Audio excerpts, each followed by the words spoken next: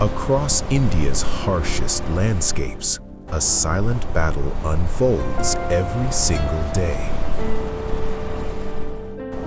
A battle older than kingdoms, older than history itself.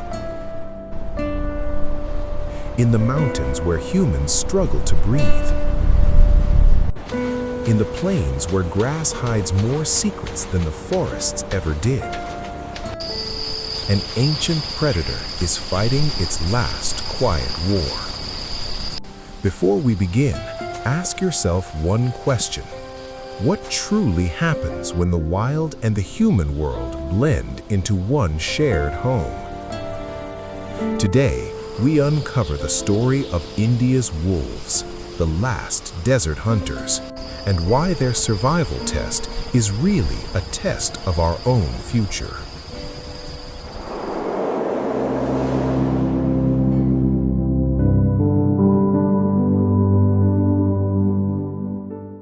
In the highest reaches of the world, where the air is thin and life is tenacious, exists an ancient lineage, the wolf of the Trans-Himalaya.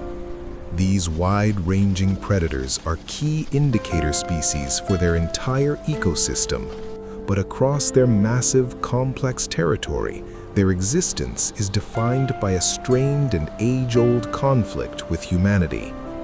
This relationship is often multifaceted, ranging from negative to positive, but especially in the case of large carnivores, conflict is common.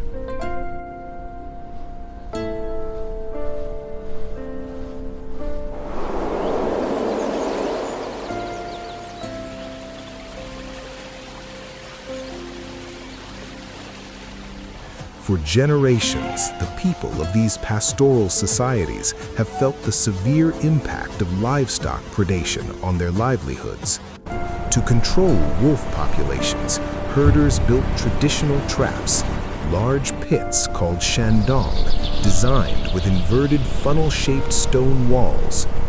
Once attracted by bait, the wolves found escape impossible and were typically stoned to death. Officially, such persecution is forbidden under wildlife laws, yet the practice persisted, revealing the polarizing fear and resentment felt toward the wolf.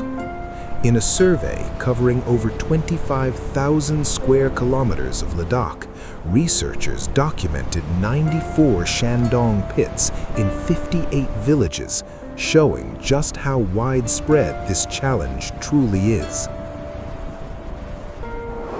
Om Mani Padme Hum, Om Mani Padme Hum, Om Mani Padme Hum. But the narrative of conflict is not humanity's only story. In a rare and insightful pilot initiative, communities chose to rewrite their history with the predator. Recognizing that exclusionary conservation approaches often alienate local people, this effort centered on respectful engagement and partnership. The goal was not destruction, but neutralization, removing a few stones to create a passage for escape, thus preserving the Shandong structure as part of cultural heritage while rendering it harmless.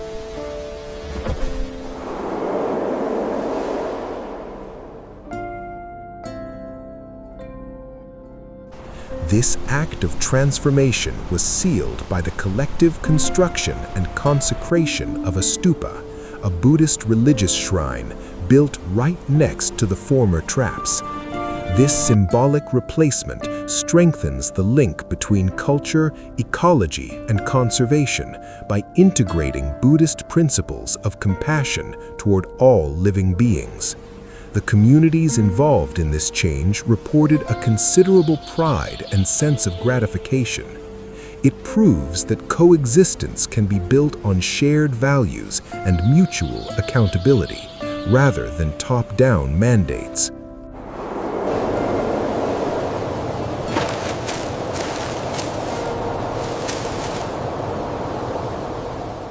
Yet, the struggle for the Indian wolf, Canis lupus palipes, continues across the subcontinent, not just in the Himalayas, but in the low-productivity, semi-arid regions of the Deccan.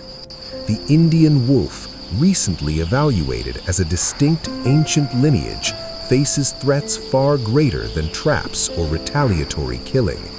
These highly territorial animals rely heavily on these dry landscapes, and though they are protected under the highest Schedule 1 of Indian law, their survival is jeopardized by human perception.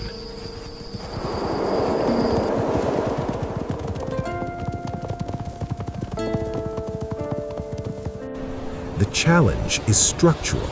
Less than 15% of the Indian wolf's range is protected.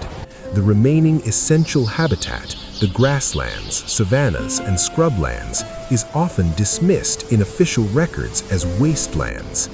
This flawed language, guided by a forest-centric conservation mindset, equates openness with emptiness and legitimizes the destruction of these functioning ecosystems. These lands, sustaining species like the blackbuck and chinkara, are vital carbon sinks, livelihood systems, and wildlife corridors.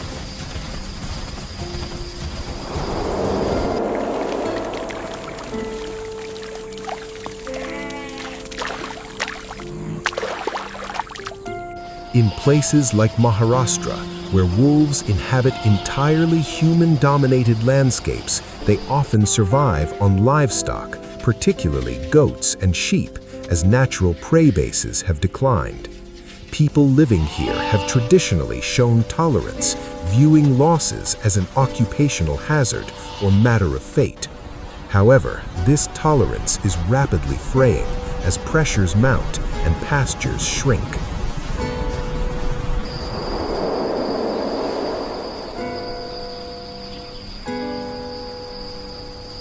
The fate of this ancient predator hinges on our willingness to learn from the wild.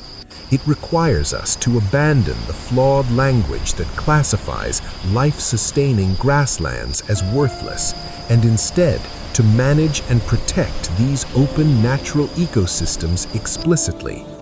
The powerful lesson demonstrated by the transformation of a lethal trap into a shrine in the high mountains is that conservation must center on the communities who share the space, acknowledging their real losses while embedding coexistence models in development.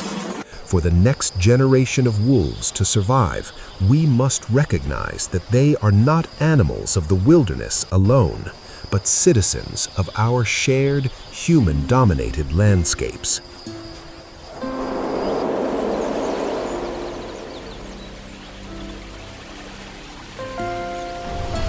From the cold deserts of the Trans-Himalayan to the sun-baked grasslands of the Deccan, India's wolves have survived every challenge nature ever threw at them. But the conflict they face today is not from the wild. It is from us.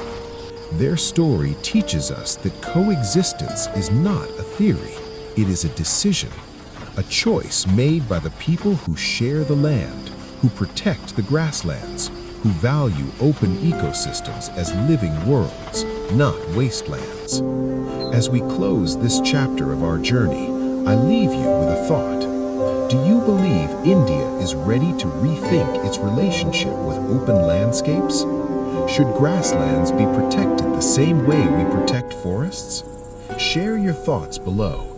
I read every comment personally, and your perspective helps shape the next episodes. If this story moved you, if it helped you understand the wild a little better, do support this work.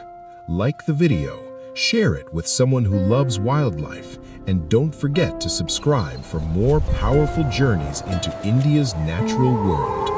Together, we can give these forgotten ecosystems and the wolves who depend on them the voice they deserve.